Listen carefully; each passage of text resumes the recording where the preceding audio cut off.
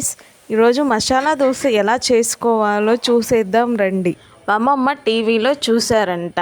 మసాలా దోశ ఎలా చేస్తారమ్మా అని అడిగింది. చెప్పాను. విన్న తర్వాత ఎంత సింపులా అన్నది. ఒకసారి చేసి పెట్టవా అన్నది. ఇంకా అలా అడిగాక మనం చేయకుండా ఉంటామా? మసాలా దోశ ఎలా చేయాలో చూసేద్దాం రండి. ముందుగా ఒక ప్యాన్ లో ఆయిల్ వేసి, ఆయిల్ వేడెక్కాక పోపు దినుసులు, ఎండుమిర్చి వేసి బాగా ఫ్రై అయ్యాక అందులో ఉల్లిగడ్డ ముక్కలు వేసి అవి కూడా బాగా ఫ్రై అయ్యాక కరివేపాకు వేసి ఆ మిశ్రమాన్ని చల్లబరుచుకొని మిక్సీ జార్లో వేసుకోవాలి. అందులో కొంచెం సాల్ట్ వేసి కొద్దిగా వాటర్ పోసుకొని మెత్తగా పేస్ట్ లా వేసుకోవాలి. పక్కన పెట్టుకోవాలి. ఇప్పుడు 2 బంగాళదుంపలను ఉడికించి పొట్టు తీసుకొని స్మాష్ చేసి పక్కన పెట్టుకోవాలి. స్టవ్ మీద పాన్ పెట్టుకొని అందులో ఆయిల్ వేసి, ఆయిల్ వేడెక్కాక ఉల్లిగడ్డ ముక్కలు వేసి అవి ఫ్రై అయ్యాక పసుపు, పక్కన పెట్టుకున్న బంగాళదుంప మిశ్రమాన్ని వేసి బాగా కలుపుకొని స్టవ్ ఆఫ్ చేసుకోవాలి. ఇప్పుడు స్టవ్ మీద దోశ పెనం పెట్టుకొని హీట్ అయ్యాక దోశ పిండి వేసి దాని మీద మనం ముందు సిద్ధం చేసుకున్న పేస్ట్ వేసి దోశ మొత్తం స్ప్రెడ్ చేయాలి. దాని మీద బంగాళదుంప మిశ్రమాన్ని కూడా ఒక పక్కన వేసి ఆయిల్ వేసి దోశను బాగా దూరగా కాల్చుకోవాలి. మసాలా దోశ రెడీ.